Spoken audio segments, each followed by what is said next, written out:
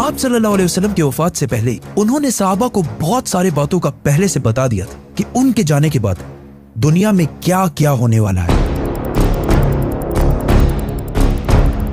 एक दिन हजरत उमर रज़ियल्लाहु ताला अन्हु बाकी सहाबा के साथ आप सल्लल्लाहु अलैहि वसल्लम के पास मस्जिद नबवी में बैठे हुए थे कि अचानक एक बहुत ही रोबदार और हैंडसम आदमी मस्जिद में दाखिल हुआ। उनके कपड़े एक्सट्रीमली व्हाइट और बाल बिल्कुल ब्लैक थे। उस दिन से पहले उन्हें मदीना में किसी ने भी नहीं देखा, मतलब वो मदीना के रहने वाले नहीं थे और उनके कपड़ों और बालों से बिल्कुल ऐसा नहीं लग रहा था कि वो कहीं दूर से ट्रेवल करके मदीना आए।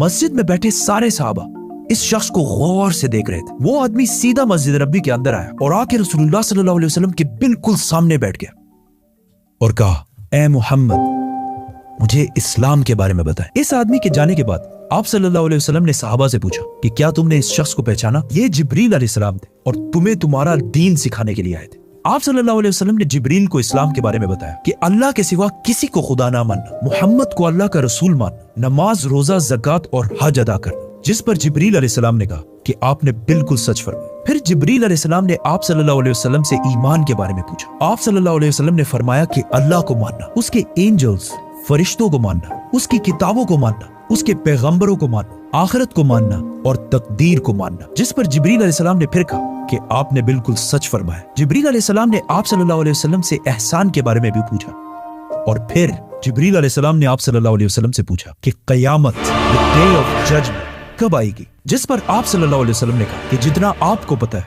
सिर्फ उतना ही मुझे पता है, मतलब क़यामत के दिन का अल्लाह के सिवा किसी को भी नहीं पता। जिब्रील अलैहिस्सलाम ने यह सुनने के बाद फरमाया कि मुझे उस दिन के बारे में कुछ निशानियां बताएं। अब तक इस डिस्कशन में जितनी भी बातें हुई उन सबको आप सल्लल्लाहु अलैहि वसल्लम पहले भी एक्सप्लेन कर चुके, क्योंकि ये वाकया आप सल्लल्लाहु अलैहि वसल्लम की वफात से कुछ ही अरसे पहले हुआ था, जब ऑलमोस्ट सारा कुरान नाजिल हो चुका था। लेकिन इसके बाद जो आप सल्लल्लाहु अलैहि वसल्लम ने क़यामत की निशानियां बताई, वो इससे पहले किसी को भी पता नहीं थी और इन निशानियों का ताल्लुक सहाबा से ज्यादा हमसे है, क्योंकि जो निशानियां आप सल्लल्लाहु अलैहि वसल्लम ने बताई वो सहाबा ने अपनी जिंदगी में पूरे होते नहीं देखी, बल्कि वो निशानियां आज हम देख रहे हैं। Which means जिब्रील अलैहिस्सलाम सिर्फ सहाबा को नहीं बल्कि आज के मुसलमानों को भी क़यामत की बहुत इंपॉर्टेंट निशानियां सिखाना चाहते थे। आप सल्लल्लाहु अलैहि वसल्लम ने जिब्रील अलैहिस्सलाम को जवाब दिया कि जब एक लौंडी अपने मालकन को जन्म देगी, जिसको बहुत सारे स्कॉलर्स समझते हैं कि जब औलाद अपने वालिदैन को गुलाम समझेगी, और जब ये नंगे पैर गरीब शेफर्ड्स, चरवाहे एक दूसरे से लंबी बिल्डिंग्स बनाने में कंपटीशन, मुकाबला करेंगे। जिब्रील अलैहिस्सलाम ने फिर कहा कि आपने बिल्कुल सच फरमाया और उठकर वहां से चले गए। आप सल्लल्लाहु अलैहि वसल्लम ने सहाबा को भेजा कि कोई जाकर इस आदमी को ढूंढे, लेकिन उस दिन के बाद ये आदमी किसी को भी नहीं दिखा। नाउ आप सल्लल्लाहु अलैहि वसल्लम ने नंगे पैर गरीब चरवाहों का जिक्र किया, जिन्हें उस जमाने में अरब बेडुइन्स, बद्दू कहा करते थे, जो अरब के बाकी कबीलों से हमेशा दूर रहते थे और कभी भी एक जगह पर नहीं रहते, बल्कि अपने जानवरों के साथ हमेशा ट्रेवल करते रहते थे, मतलब एक खाना बदोश नॉर्मैडिक जिंदगी गुजारते थे। ये इसलिए बहुत अजीब बात क्योंकि बद्दू पूरे अरब में सबसे गरीब कबीलों में से होते थे। सिर्फ उस जमाने में नहीं बल्कि इस हदीस के 1000 साल बाद भी ये बेडुइन्स अरब के सबसे लोअर क्लास होते। इसलिए सहाबा हैरान थे कि हमारी सोसाइटी के सबसे गरीब क्लास कैसे आपस में लंबी बिल्डिंग्स बनाने में मुकाबला करेंगे। आप सल्लल्लाहु अलैहि वसल्लम के बाद खिलाफत राशिदा हर तरफ फैलने के बाद दुनिया की सबसे बड़ी सुपर पावर बन गई। सिर्फ मुसलमानों में नहीं बल्कि ये उस वक्त तक इंसानों की तारीख की सबसे बड़ी एम्पायर थी, जो अलेक्जेंडर द ग्रेट और रोमन एम्पायर के जूलियस सीजर के एम्पायर से भी बहुत बड़ी थी। इसका फायदा उठाते हुए ये बेडुइन्स पूरे दुनिया में फैल गए, लेकिन फिर भी इनकी सबसे बड़ी पॉपुलेशन इसी अरब के इलाके में रही। आहिस्ता आहिस्ता वक्त गुजरता गया और इनका कल्चर बिल्कुल भी नहीं बदला।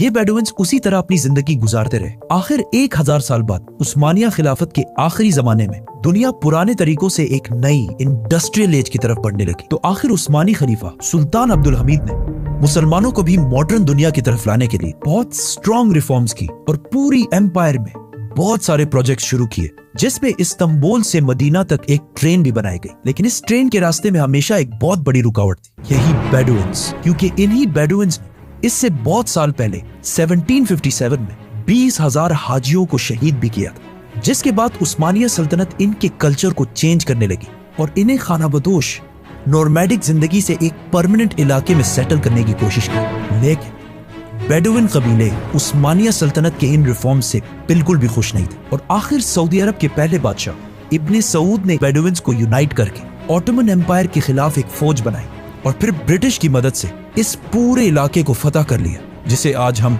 सऊदी अरेबिया कहते हैं। और कुछ सालों बाद इन इलाकों से ऑयल, तेल डिस्कवर होने के बाद यही बेडुइन्स, जिनकी इससे पहले कोई औकात नहीं थी, अब दुनिया के सबसे रिच लोगों में से बने और इनमें से बहुत सारे मिलियनियर्स और बिलियनियर्स भी सामने आए। लेकिन तेल डिस्कवर होने के बाद इन सारों को पता चला कि ये ऑयल हमेशा के लिए नहीं रहने वाली, बल्कि एक दिन बहुत जल्द खत्म होने वाली है, जिसके साथ इनकी सारी लग्जरीज भी खत्म हो जाएगी। तो सबसे पहले दुबई के बादशाह शेख मोहम्मद बिन राशिद, जो एक बेडुइन बद्दू कबीले से हैं, जिन्होंने एक बार खलीज टाइम के इंटरव्यू में खुद ये कहा है कि उन्हें बेडुइन कबीले से होने पर फख्र है। उन्होंने दुबई को ऑयल से निकालकर टूरिज्म और बिजनेस की तरफ लाया और बहुत तेजी से कुछ ही सालों में दुबई दुनिया की बेस्ट सिटीज में से बन गई।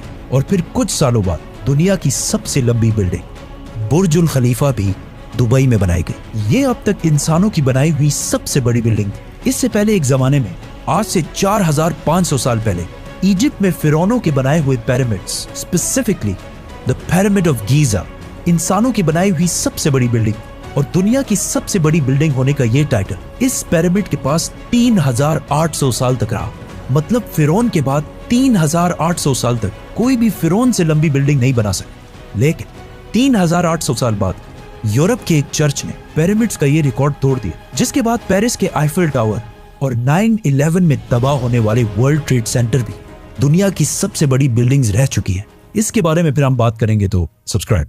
दुबई के इस अजीम कामयाबी को देखकर सऊदी ने भी इसे कॉपी करना शुरू किया और मक्का में काबा के बिल्कुल सामने दुनिया की चौथी सबसे बड़ी बिल्डिंग बनाई और कुछ ही साल बाद दुनिया की सबसे बड़ी बिल्डिंग का ऐलान करती है, किंगडम टावर या जद्दा टावर, जो दुबई के बुर्ज खलीफा से भी बड़ी होगी और इस तरह सऊदी यूएई से आगे निकल जाएगा। इस सारे प्रोजेक्ट को हेड करने वाले का नाम अल वलीद बिन तलाल है, जो कुछ साल पहले दुनिया के सबसे अमीर अरब, जिनके कबीले का ताल्लुक अगेन एक बेडुइन कबीले से, जिसके बाद दुबई ने सऊदी से दोबारा आगे निकलने के लिए दुबई में एक नई दुनिया की सबसे बड़ी बिल्डिंग बनाने का ऐलान किया, जो इन दोनों बुर्ज खलीफा और जद्दा टावर से भी बड़ी होगी। और आजकल हर कुछ अरसे बाद बहुत तेजी से अरब में ऐसी लंबी बिल्डिंग्स के प्रोजेक्ट्स का ऐलान हो रहा है। इवन अरब कंट्रीज एक दूसरे को ये तक नहीं बता रही कि उनके अगले प्रोजेक्ट की हाइट क्या होगी, क्योंकि फिर बाकी अरब कंट्रीज उनसे आगे निकलने के लिए उससे भी बड़ी बिल्डिंग का ऐलान कर देंगे। और इस तरह लंबी बिल्डिंग्स बनाने का एक बहुत सख्त कंपटीशन इन सारे अरब मुमालिक में स्टार्ट हो चुका है, जिनमें ऑलमोस्ट सारे प्रोजेक्ट्स के पीछे ऐसे लोग हैं जिनका कोई ना कोई ताल्लुक उन्हीं बेडुइन कबीलों से। और आज ये जो कुछ भी हो रहा है, इस सब का रसूलुल्लाह सल्लल्लाहु अलैहि वसल्लम ने आज से 1400 साल पहले ही जिब्रील अलैहिस्सलाम और सहाबा को बता दिया था कि एक दिन ये बेडुइन्स, जो आज नंगे पैर और बहुत ही गरीब शेपर्ड्स, चरवाहे हैं, वो एक दूसरे से लंबी बिल्डिंग्स बनाने में मुकाबला करें। और ये कयामत की इतनी इंपॉर्टेंट निशानी है कि जिब्रील अलैहिस्सलाम खुद मुसलमानों को ये सिखाने आए थे। और आज रसूलुल्लाह सल्लल्लाहु अलैहि वसल्लम की बताई हुई इस निशानी को हम अपने आंखों के सामने पूरा होते देख रहे हैं। सब्सक्राइब।